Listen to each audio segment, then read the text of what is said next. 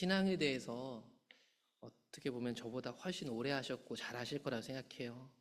그래서 조금 현재 상황하고 안 맞는 것 같고, 옛날 얘기를 하다 보면 맞는 말인 것 같지만 현재 내 상태에서는 너무 멀게만 느껴질 수 있는데, 신앙에 대해서 다시 한번 깊이 고민해 보셔야 됩니다. 그동안 잘못되었다는 것이 아니라 잘해 오셨는데 늘 질문하는 신앙이 되지 않으면 내가 그 안에 갇힌다는 겁니다. 신앙이라는 것은 하나님과의 가까운 교제입니다. 교회 안에서 어떤 봉사를 하고 어떤 직무를 맡는 게 신앙이 아니에요, 여러분. 신앙이라는 건 첫 번째로는 하나님과 가까우신 거예요. 사람들이 좀 오해할 수도 있고 나에 대해서 여러 가지 소문이 돌아도 내가 하나님과의 개인적인 가까움에 늘 있어야 되는 거예요. 그게 첫 번째입니다. 그리고 그 교제를 통해서 하나님이 우리 교회에서 어디서 일하고 계시고 우리 직장에 어디에 관심을 갖고 계시고 내가 누군가를 만나고 관계를 맺는데 어디에 하나님이 초점을 맞추고 있는 게 가까워지다 보면 보여요. 거기에 내 온 삶으로 동참하는 게 신앙입니다. 여러분 교회 봉사할 때 어떻게 시작하신 거예요? 하나님과 가깝다 보니까 교회 이 부분을 내가 하면 좋겠다, 그런 감동으로 시작했잖아요. 근데 생각해 보세요. 좋은 의도로 시작했는데 오랜 시간 동안 우리도 모르는 사이 일에 파묻혀 산 거예요. 일이 곧 하나님과 관계로 치환돼 버린 거죠. 그러니까요, 이 일을 해서 내가 하나님 사랑하니까 일하지 이렇게 해요. 문제는 뭐냐면 하나님 사랑하는 사람은 원수를 사랑한대요. 하나님이 사랑이시니까. 근데 내가 이 교회 일을 하는데 왜 싸움이 날까요? 교회 일을 하는데 왜 제가 내 말을 안 달아주는 게 속상하고 화가 나가지고 분노까지 날까요? 잘 생각해 보란 거예요. 잘. 안 맞아서 불편하고 삐걱거리고 갈등이 생기고 미울 수 있어요. 그런데 하나님과 가까운 사람은 그걸 녹여내요. 내게 능력이 있어서가 아니고 우리 안에 있는 하나님이 그걸 해내신다고요. 그래서 옛날에는 신앙 좋은 여러분들 어떻게 했냐면 기도하면서 울면서 다 쏟아내고 갔다니까. 그러면 하나님이 저 원수 같은 남편을 사랑하라고 말씀하시는 거예요. 가정을 잘 돌보지도 않고 교회 가는 걸로 핍박하는 그 남편을 위해서 기도하면 하나님이 나의 만족이 되어주셔가지고 그 사람을 데리고 사셨다고요. 근데 신기한 건 오늘날에 교회 같이 그렇게 했던 분들이 서로 싸워요. 교회 안에서. 내가 했던 방식대로 안 했다고 싸워요.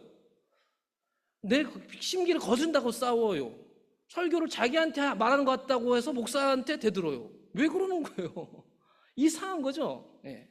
진짜 이상한 거예요. 그래서 신앙의 본질 얘기하는 거예요, 여러분. 내가 하나님과 진짜 가까운가? 제가 여러분들보다 하나님 가깝다고 얘기하는 게 아니고요, 신앙의 본질적인 걸 얘기해 드리는 거예요. 그래서 하나님과 가까우면요, 하나님의 동역자가 돼요. 하나님이 뭘 하고 싶은지를 알아요. 내가 그냥 하나님 동역자지 하고 하나님 뭐 좋아하실까 찾아다니는 게 아니고 하나님이 뭘 원하시는지 알게 된단 말이에요. 그게 동역자예요, 동역자. 그래서 시킨다고 하고 안 시킨다고 안 하고 이러지 않아요. 하나님과 교제 속에서 자기 자리를 찾아가죠. 누가 핍박한다고 피하고 누가 좋아한다고 더하고 이러지 않는다고요. 하나님과 가깝기 때문에.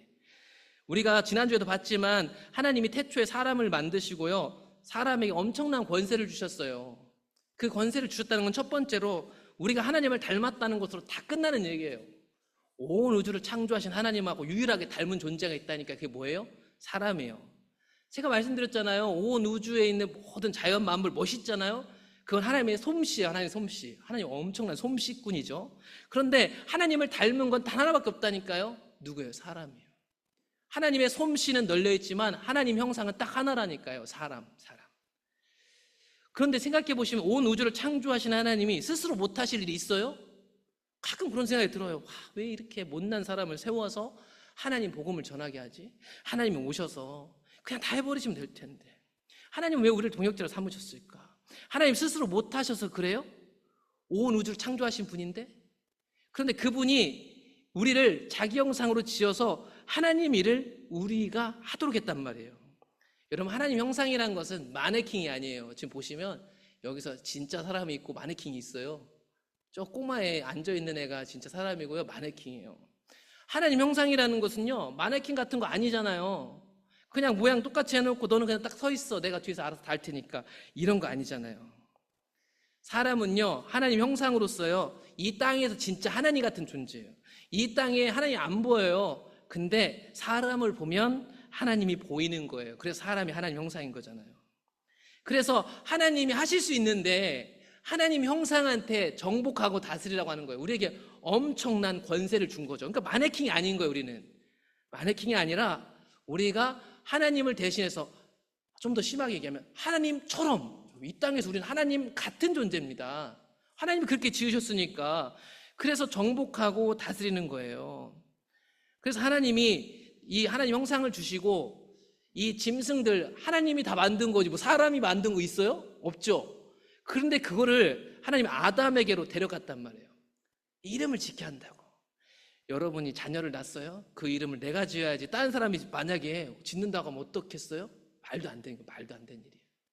이거 잘 생각해보면 말도 안 되는 일이에요. 근데 사람이 하나님 형상이었기 때문이에요.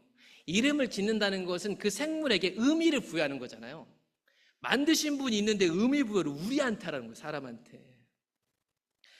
여러분, 심지어 지금도요, 과학자들이 새로운 생물을 찾잖아요.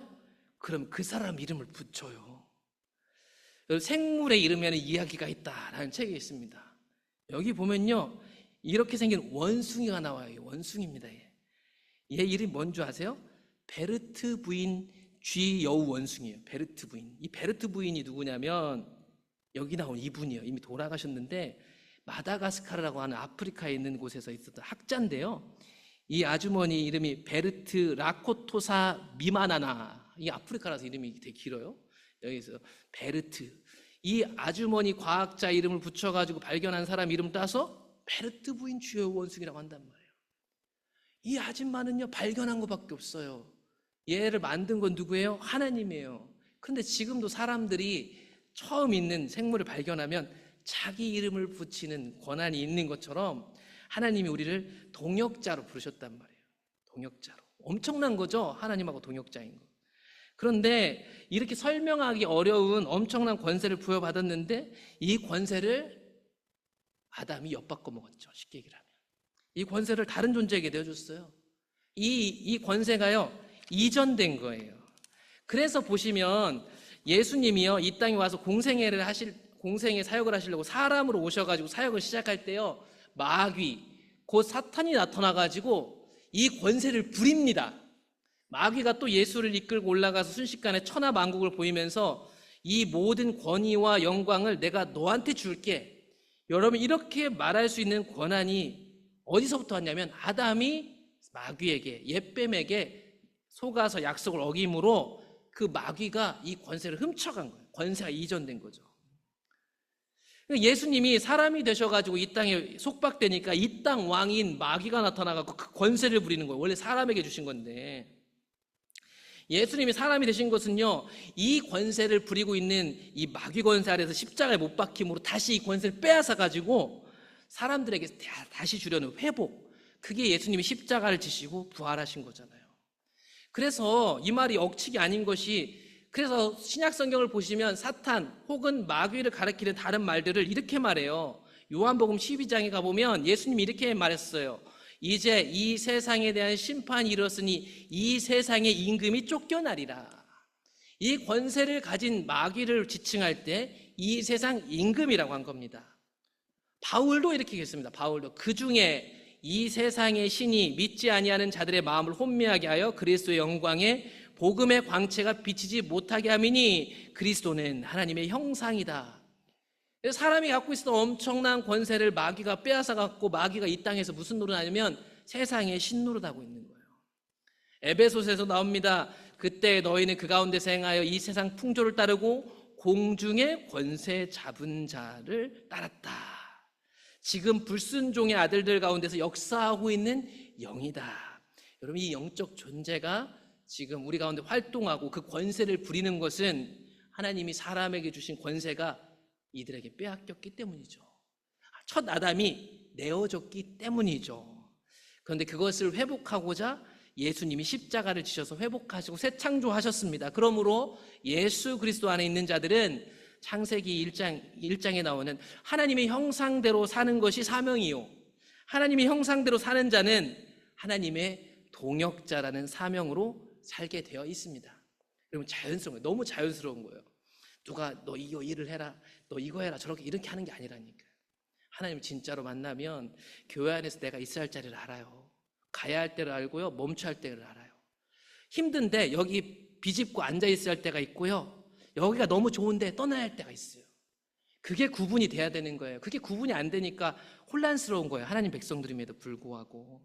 여러분, 동역자라는 말 아주 쉽게 얘기하면 동업자라고 할 수 있어요. 동업자. 그런데 동업자는 좀 달라요. 의미는 동업자인데 왜 다르냐면, 동업자는 서로 주도권이 같은데 하나님의 동역자는 주도권이 누구에게 있냐면 하나님께 있어요. 하나님께. 그래서 우리가 하나님의 동역자라고 할 때 하나님의 주도권을 인정하는 것이 여기 포함됩니다. 이것이 여러분 잘 알고 있는 신약성경의 예수님 말로 바꾸자면 자기 부인이 돼야 된다는 거예요. 여러분 안에 있는 소견이 있죠? 어떤 일을 할 때 여러분 생각이 있습니다. 지금도 제 설교를 들으면서 어쩐데 저쩐데 여러분 소견이 있어요. 맞아요. 다 있어요. 그게 정상적인 거죠. 그런데 그 소견을 따라 살지 않고 하나님께 주도권을 드리려는 태도로 살아가는 사람들, 그게 예수 그리스도의 사람들이다. 하나님과 동역하는 사람은요, 내 계획과 내 생각과 내가 볼 때 이게 좋겠는데 하지 않습니다. 하나님께 주도권을 내어드리고 하나님이 뭐라고 말씀하시는지 귀를 기울이고 하나님이 어디서 일을 하시는지 주시해서 보고 하나님이 일하시는 그곳에서 한 걸음 한 걸음 주님을 따라가는 거예요. 따라가는 거. 그 세상 관점에서 보면 참 미련해 보여요. 뭔가 답답해 보일 수도 있어요. 뭔가 고지시켜 보일 수도 있다니까요. 하나님 따라가는 게 사실은. 우리가 잘 알고 있는 출애굽기 14장에 홍해바다를 모세가 가르잖아요. 잘 생각해 보세요. 이거 홍해바다 가른 사건 모세가 계획했습니까? 모세의 능력입니까? 잘 생각해 보세요. 모세가 저 이집트 사람들 이 바다에 수장시키면 좋겠다. 이쯤 와갖고 여기가 이제 물을 가른 다음에 다 왔을 때 다 통과되면 이렇게 하면 되겠지? 그렇게 한 거예요? 아니잖아요. 잘 아시죠? 누가 계획하고 누가 실행했어요? 하나님이 하셨단 말이에요. 하나님. 여호와께서 모세에게 다 말씀하셨죠. 그리고 지팡이를 들고 손을 바다 위로 내밀어 그것이 갈라지게 하라는 것도 다 하나님의 계획이었어요. 그 계획에 모세는 동참한 거죠. 이 사건을 통해서 이 사건을 주시는 목적, 그리고 앞으로 이루어질 일도 다 하나님께로부터 온 거예요. 내가 파라오와 그의 병과 마병이 이 바다에 수장됨으로 인해서 영광을 얻을 것이다.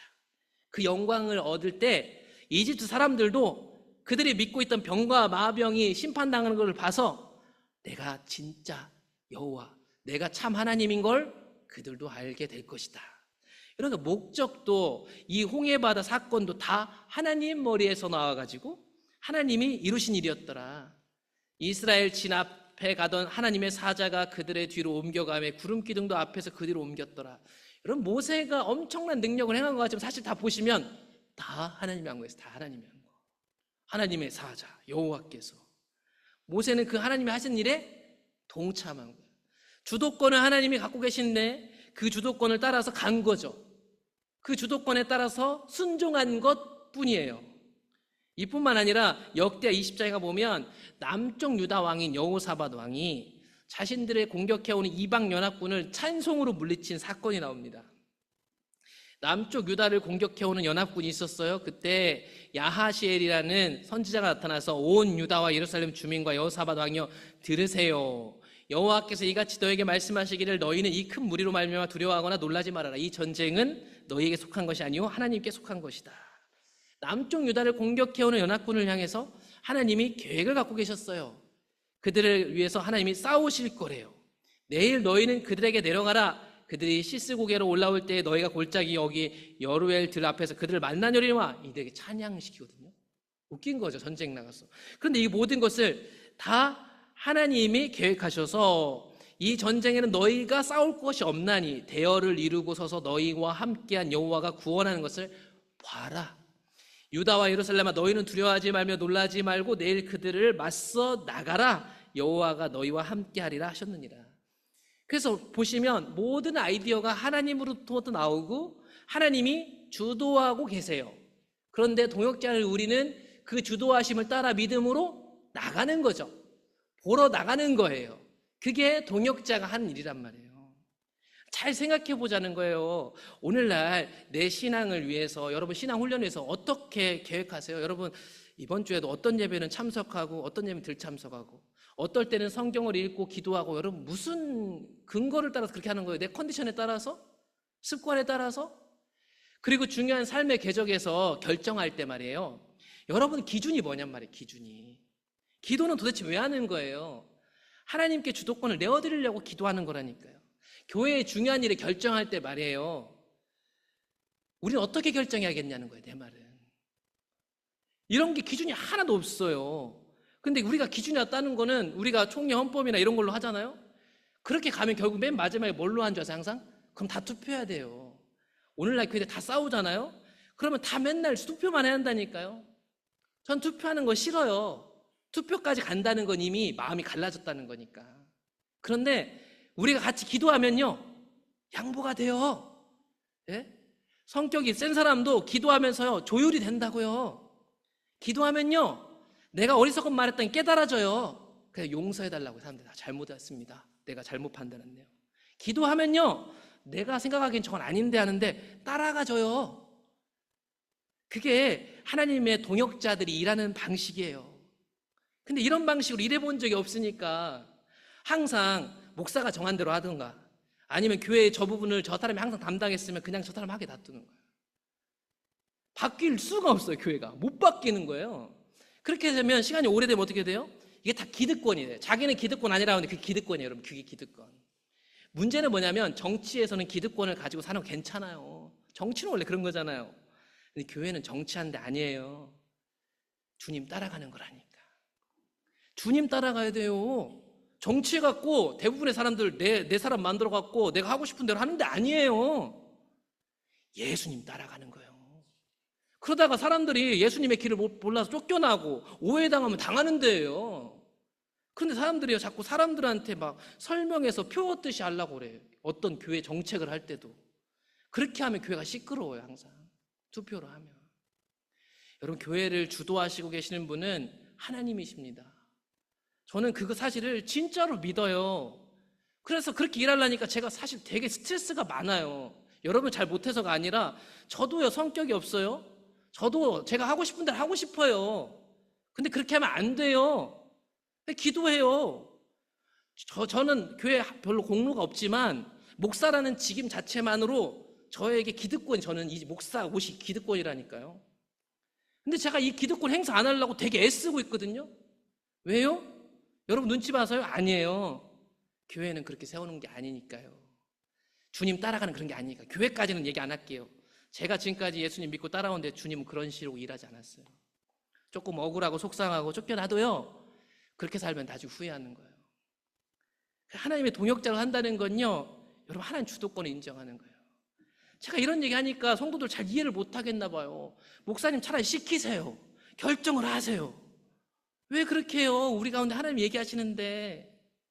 제가 무슨 중보자입니까? 여러분 안에 주님이 계신데 같이 책임지는 거예요. 큰 책임을 저한테 지우려면 지우세요. 지울 게 있다면. 책임지라고 있는 자리니까. 근데 다만 말씀드린 건 뭐냐면 여러분들이 각자 영역에서 교회 섬기시잖아요. 기도 많이 하시면서 이 지금이 되게 무거운 거구나 생각을 하셔야 돼요. 담임 목사가 돼 보니까요 잠을 제대로 못 자요. 담임 목사 된 뒤로 새벽에요 제가요 한 3시쯤 4시쯤 항상 교회 나와요. 2시에도 나오고 막 이래요. 잠을 못 자요. 참 신기한 건 이 책임감 때문에. 교회는 주님이 주도하셔야겠는데 저는 그걸 할 수 있는 만큼 역량이 안 돼요. 그러니까 제 욕심을 가지고 몇 사람 데리고 막 살림을 해보면 하겠어요. 근데 그렇게 저는 못 하겠어요. 그러니까 주님을 따라가려고 하니까 제가 믿음이 없고 연약하니까 잠을 못 자요. 잠을 못 잔다고. 왜 그런 줄 아세요? 주님이 주도권을 갖고 계시니까. 그리고 나도 주도권 행사하려고 하면 잠 못 자는 거죠. 하나님 앞에 완전히 굴복돼야 되는데 말이죠. 사도행전 9장에 보면 사울이라는 괴물 같은 사람에게 사명을 주고 그를 치유한 일은 누구의 계획이에요? 하나님의 계획이잖아요. 아나니아의 계획이 아니란 말이에요. 예수님이 아나니아에게 찾아가가지고 다소 사람 사울이라는 사람이 저희 눈물하고 저기 있으니까 치유해라고 알려주신 거예요. 아나니아가 소문을 듣고 야 저기 사울이라는 사람이 말이야 저기 동네에 오다가 눈 멀어가지고 지금 하나님이 눈 멀어게 한 것 같아. 가서 네가 기도해갖고 전도해. 이렇게 해서 된 게 아니라니까요. 이거 다 하나님이 계획하신 일이었어요. 그렇기 때문에 아나니아가 호소를 하잖아요. 하나님 저 제가 저 다섯 사람, 사울이라는 사람 소문 들었는데 이 사람요 예루살렘에서 예수님 믿는 사람들 다 잡아 족치는 사람이에요. 지금 여기 온 것도 잡으려고 하는데 저 사람한테 저를 보내는 건 저 죽으라고 하는 거 아니에요? 이 얘기잖아요. 다 똑같이 얘기했을 거예요. 누구라도 아무리 믿음 좋은 사람이라 이게 무슨 일인가. 그래 하나님 얘기하세요. 이스라엘 자손에게 전하기 위하여 택한 나의 그릇이다. 하나님의 계획과 실행 속에서 이루어지고 있는 거예요. 아나니아가 저 사람 전도하면 이제 앞으로 초대교회에 큰 도움이 되었구나 해서 한 게 아니라니까. 하나님이 주도하고 계셨어요. 아나니아가 떠나 그 집에 들어가서 안수했어요. 이게 아나니아가 해야 될 동역자의 삶이었어요. 자기 기준에 안 맞고 갔다간 죽게 생겼을지 몰라도 하나님이 말씀하시니까 간 거예요. 그래서 기도했더니 사울의 눈이 보여졌고 사울이 바울이 돼서 사명자가 되잖아요. 하나님은요 주도권을 가지시고 일하시고 그 주도권을 내어드린 우리는 그분을 따라 살아요. 그건 사실은 피곤한 일이에요. 왜냐하면 다 우리도 우리 계획이 있으니까요. 내 성깔이 있으니까요. 그런데 예수 제자가 된다는 것은 자기를 부인하는 거라고 얘기했잖아요. 자기를. 그래서 기도하며 자기를 깎아요. 기도하며 주님 앞에 울어요.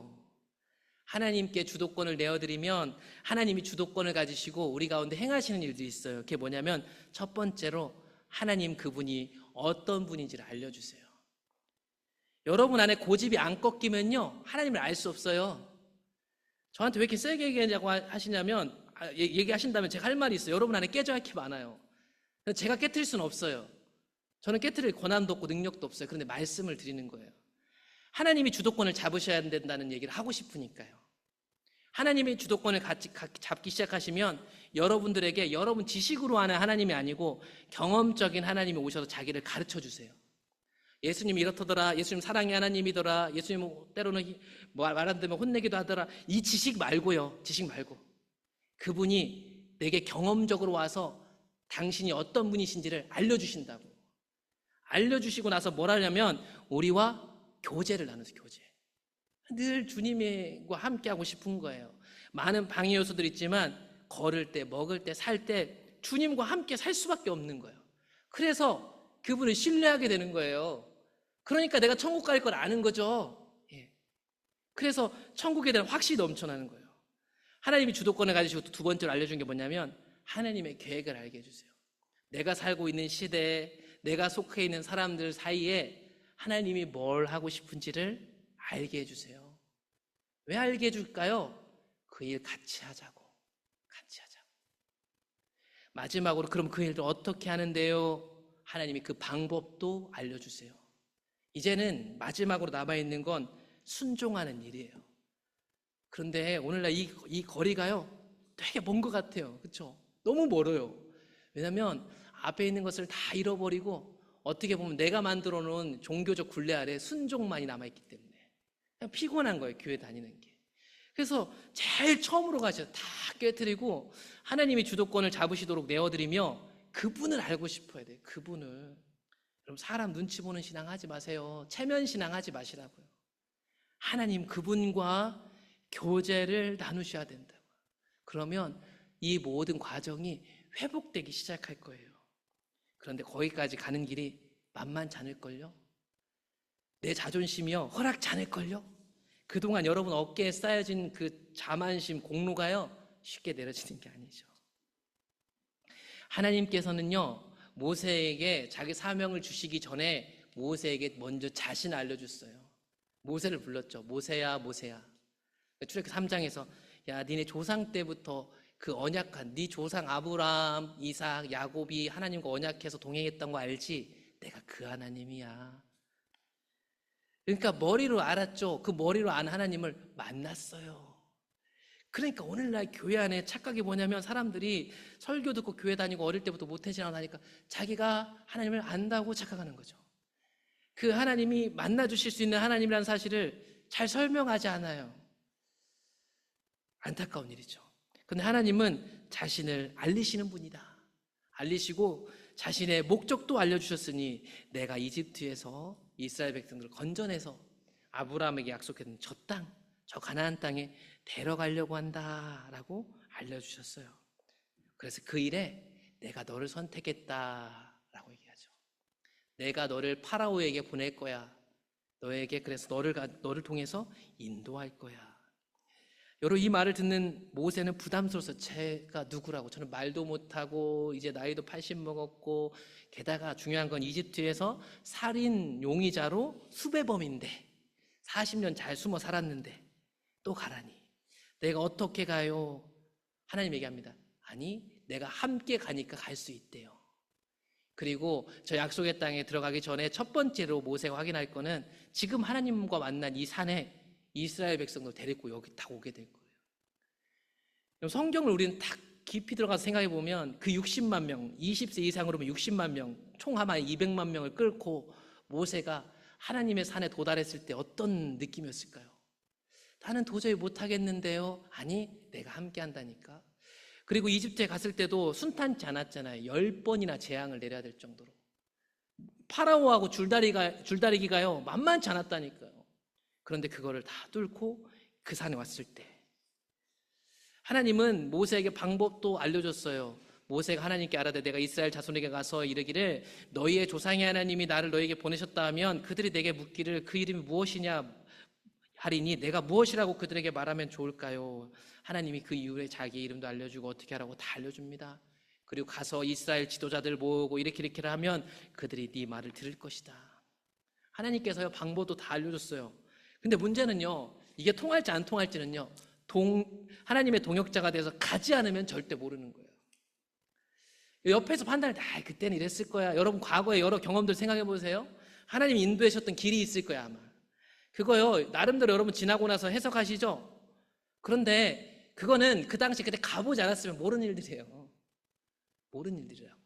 하나님의 일은 다 그래요. 여러분들 그렇죠. 하나님 내가 여기 가서 이렇게 일하면 이렇게 해주세요 라는 나름의 그림을 그리고 가고 싶어요. 근데 하나님은 그렇게 일하지 않는다니까. 그건 여러분들 방식이죠. 하나님의 방식은요 순종해서 가서 나중에 뚜껑 열어야지만 그때 확인되는 거라니까. 이게 사람 정말 힘들게 하는 거예요. 제가 2007년도인가요? 8년도네. 2008년도에 회심하고 미국에 갈 일이 있어요. 저는 외국에 한 번도 나가본 적이 없는 촌 사람이에요. 그런데 아는 목사님이 미국에 나가서 집회를 한다고 제가 회심하고 나서 저를 데리고 나가겠다고 미국에 가자고. 그 당시 이명박 대통령이 미국 여행 비자를 무비자로 갈 수 있는 게 막 나왔을 때 근데 과도기였어요. 그런데 그래서 아마 미국에 가는 게 어렵지 않을 줄 알았어요. 그래서 저도 같이 가자고 해서 제가 비자 과정을 신청했죠. 이제 인터뷰도 보고. 가기 전에 제가 용인에 있는 한 교회에서 금식 기도에, 목회자들만 하는 금식 기도에 참여했습니다. 거기에 목회자들만 100명, 200명씩 모여있는 데였어요. 거기서 기도하고 거기 며칠 그 목사님네 집에서 머무는데 그 목사님의 사모님 막 기도해 주시면서 미국 갈 거라고 막 그랬어요. 10년짜리 여권을 만들어가지고 그렇게 거기서 집회를 참석하고 금식까지 했잖아요. 제가 막 기도하면서 하나님 미국 보내주신다고. 왜 가는지 모르겠는데 저는 외국도 한 번도 안 나와봐가지고 떨렸죠. 그리고 그 집회를 마치고 서울 가가지고 영사관을 갔어요. 얼마나 제가 용기에 있었겠어요. 하나님 미국 보내시구나 막. 그런데 어떻게 됐을까요? 거절당했어요. 거절. 거기 나오는데요 제 얼굴이 빨개지면서 나오면서 하나님에 대해서 이게 도대체 뭔가 나 이해를 할 수가 없었어요. 회심하고 나서 하나님이 막 급변하게 나를 삶을 인도해가고 계셨는데 그렇게 시간이 지났죠. 그리고 제가 2017년에 미국 갈 때 어떤 여권을 갖고 간 줄 아세요? 제가 2008년도에 만들었던 여권, 1년 남은 여권. 저는 잘 몰라가지고 사람들이 여권 다시 만들어도 된대요. 전 몰랐어요. 그래가지고 미국에서 여권을 또 한 번 바꿨잖아요. 귀찮게. 그거 참 쉽지 않아요. 이민자로서 그거 미국 사람들이 뭐라고 할까봐. 근데 그 1년 남은 걸 가지고 제가 미국 갔다니까. 그 여권을 가지고 제 기가 막히더라고. 이거 뭐 어떻게 설명해요? 설명할 수가 없죠. 그 여권 문제는 아닐 텐데 그것 때문에 그 여권 가지고 미국 가서 운전면허증을 따려고 하는데 운전면허 따려면 이 여권을 뭐 확인하는 기계가 있어요. 거기에 자꾸 오류가 나. 그래가지고 이 운전면허 시험장만 3군데 돌았는데 다 안 됐어요. 제가 호기롭게 막 하나님 미국까지 보내주시는 걸 갔는데 얼마나 당황했게요. 포기하지 않고 운전면허 다른 데 또 갔더니 어떤 흑인 담당자가 이걸 안 되니까 또 안 되면 그 사람을 보내요. 해주지 않아요. 저 같은 외국인 뭐 해주겠어요? 근데 그분이 이 번호를 틱틱틱틱 쳐주는 거야. 그래가지고 땄습니다. 그날 시험 볼 때 이거 떨어지면 큰일 난다. 다시 안 와줄 텐데. 얼마나 긴장이 있었는데. 하나님 따라간다는 건요, 이게 들으니까 좋죠. 짜증나요. 화나요. 내 뜻대로 되는 게 없어요. 하나님이 다 주도하시고 그걸 따라가라 하는 거예요. 모세도 마찬가지예요. 멋있죠? 여러분 모세 해보세요. 쉽지 않다니까요. 그래서요, 바로에게 이렇게 말하면 된다 해가지고 모세는 동참해서 간 거예요. 여러분, 하나님이 일하시는데요, 하나님 일하시는 곳에는 우리의 동참, 동역자가 반드시 필요합니다. 잘 아시다시피 별거 아닌 것 같은 우리를 사용하신 하나님의 이야기가 성경에 너무 많이 나와요. 엘리야 뭐 대단한 것 같지만요, 사실은 한 개인으로 보면 다 우리랑 똑같은 사람입니다. 엘리야가요, 하나님의 명령을 따라서 말하면 비가 안 내리고 다시 비가 내릴 때도 말하러 가야 돼요. 그냥 하나님이 하시면 안 되나? 이게 막 멋있는 것 같지만 사실 되게 힘든 거라니까. 왕한테 가갖고 당신들이 타락했으니까 하나님이요 비를 안 내려준대요. 근데 내 말이 없으면 비가 없을 거래요. 이거예요. 그러니까 사람들이 엘리야 찾아다니잖아요. 엘리야 도망 다니잖아요. 이때부터. 나중에 다시 비 내릴 때도 이 약속대로 하나님이 엘리야를 왕한테 보내요. 자기 죽이려고 하는 왕한테 가서. 그런데 그때가 돼서 다시 비가 올 것을 엘리야가 아합 왕 만나고 알린 후에 큰 빗소리가 있습니다 라고 동역한 후에 엘리야가 어떻게 하냐면 간절히 기도합니다. 하나님이 내리실 수 있는데 하나님이 엘리야의 기도를 사용하시는 거예요. 이상하죠? 간절히 기도해요. 종한테 야 구름 뜨나 봐라 하고 또 기도하고 또 기도하고 또 기도해요. 이걸 가지고 야고보서를 보시면 엘리야는 우리와 똑같은 사람인데 그가 비가 오지 않기를 간절히 기도하니까 비가 안 내렸던 거다. 엘리야의 기도로 비가 안 온 거고 엘리야의 기도로 비가 온 것이다. 이것이 하나님의 일에 동참한 성도들의 삶으로 해석한 거예요. 예수님 형제 야고보는. 그런데 이런 하나님의 동참에 초청받았지만 동역하지 않은 사람도 있었는데 이게 우리가 잘 알고 있는 달란트 비유에 나오는 한 달란트 받았던 종이에요. 이 사람은요 주인으로부터 한 달란트를 받잖아요. 한 달란트가 6,000데나리온이에요. 6,000데나리온이면 6,000일 동안 일한 돈이에요. 6,000일 동안이라면 한 20년 될 거예요. 20년 동안 번 돈을 한 푼도 안 쓰고 모은 게 한 달란트란 말이에요. 한 달란트도 절대 조금 준 게 아니죠. 5달란트, 2달란트, 한 달란트. 이 주인이 얘네들한테 맡겼다는 건 엄청난 동역자로 생각한 거예요. 그런데 한 달란트 받았던 종은 어때요? 하나님이 어떤 분, 즉 주인이 누군지도 모르고 주인이 나한테 이걸 왜 맡겼는지도 몰라요. 이 사람은. 당신은 굳은 사람이라 심지 않은 데서 거두고 해치지 않은 데서 모으는 줄을 내가 알았습니다. 주인에 대한 오해죠. 왜냐하면 2달란트, 5달란트 받았던 종이 주인을 어떻게 생각하는지를 보면 나와요. 이 사람들 하는 행동들을 보면 비교해서. 한 달란트 받았던 종은 하나님이 어떤 분인지도 모르고 하나님이 왜 맡겼는지도 모르고 그러니 하나님의 방법도 모르고 그러니까 이 사람은 두려워하여 나가서 당신의 달란트를 땅에 감추었습니다. 이것도 핑계였죠. 그런 그에게 주인이 얘기합니다. 악하고 게으른 종아, 나는 심지 않은 데서 거두고 해치지 않은 데서 모으는 줄 네가 생각했니? 그러면 은행에 가서 이자라도 받게끔 하든가. 한 달란트 받았던 종이 말하는 것처럼 주인은 돈이나 밝히는 악한 주인이 아니라는 것이 2달란트, 5달란트 남긴 종에게 한 칭찬과 말들을 들어보면 알 수 있습니다. 그런데 한 달란트 받았던 종은요, 주인이 어떤 사람인지 완전히 오해하고 있었고, 그러니까 주인을 모르는 거예요. 그리고 주인이 이 달란트를 내게 왜 맡겼는지도 모르는 거예요. 그러니까 이거를 어떻게 사용할지도 방법도 모르는 거죠. 그런데 다른 충성된 두 종은 주인의 동역자로서 주인이 어떤 분인지 이 돈을 내게 왜 맡겼는지 그래서 내가 이걸 뭘 해야 되는지를 아니까 그 의문이 남는 거죠. 그래서 주인한테 칭찬받는 겁니다. 말씀을 정리해 보겠습니다. 하나님은 우리를 이 땅에서 하나님의 목적을 위한 동역자로 창조하셨어요. 여러분 돈 열심히 벌어갖고 너 잘 먹고 잘 살아라 부른 게 아니라니까. 야 돈을 일단 열심히 벌어서 헌금 열심히 해 이렇게 부른 것도 아니에요. 하나님의 목적이 있으세요. 그 목적에 우리의 일도 모든 종교 생활도 포함되어 있는 거예요. 동역자의 삶은 하나님의 주도권과 우리의 동참, 동역함이 두 가지 요소를 가지고 있습니다. 하나님은 주도권을 잡으시고 일하시니까요, 여러분 주도권 내려놓으셔야 돼요. 하나님의 주도권을 인정하셔야 돼요. 그 주도권을 인정하게 시키려고요, 우리를 비참하게 만드실 수 있어요. 여러분 옆에요, 가시 같은 존재를 두실 수도 있어요. 여러분이 힘들게 하는 부하 직원을 둘 수도 있고, 여러분 힘들게 하는 상급자를 둘 수도 있어요. 그걸 통해서 하나님은 뭘 할까요? 그 사람들이 옳다는 게 아니라 하나님 그걸 통해서 하나님이 주도권을 갖고 계시다는 것을 가르쳐주고 싶어 하세요. 하나님은 우리에게 하나님 그분 자신, 그리고 하나님이 우리를 향해 갖고 계신 목적, 하나님의 계획, 뜻, 그리고 그것을 어떤 방법으로 해나가야 할지를 인도하고 계세요. 그게 신앙이죠. 우리가 그런 하나님의 목적, 하나님과 하나님의 목적과 길을 보고 믿음으로 한 발을 내디디면 하나님이 우리를 통해서 하시는 하나님 크기의 일을 보게 되는 거예요. 내가 열심히 해도 어느 정도 열매를 맺을 수 있는데 그런 거하고 비교되는 하나님만 맺을 수 있는 열매 말하는 거예요. 여러분, 교회에 사람이 모으는 거요, 여러 가지 방법을 쓸 수 있습니다. 그런데요, 그런 거 말고 진짜 한 사람이 회심하고 예수님의 사람으로 변화되는 거, 하나님만 하실 수 있는 일은 사람을 변화시키는 일이잖아요. 하나님의 목적과 길을 보고 동참하지 않는 것은 한 달란트 받은 악하고 게으른 종과 같은 것입니다. 하나님이 저와 여러분을 동역자로 부르셨습니다.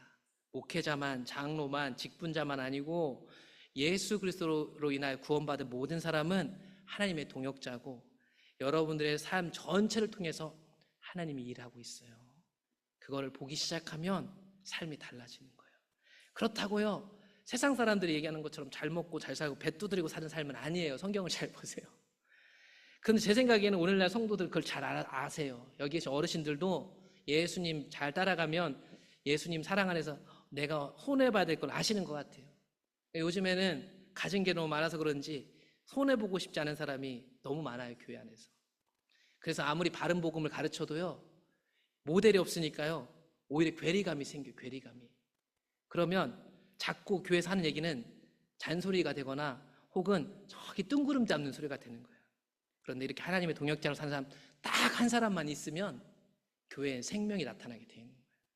그 사람을 통해서 하나님이 나타나시기 때문이죠. 저와 여러분들이 그런 사람으로서 교회를 세우는 사명자들이 되기를 간절히 소망합니다.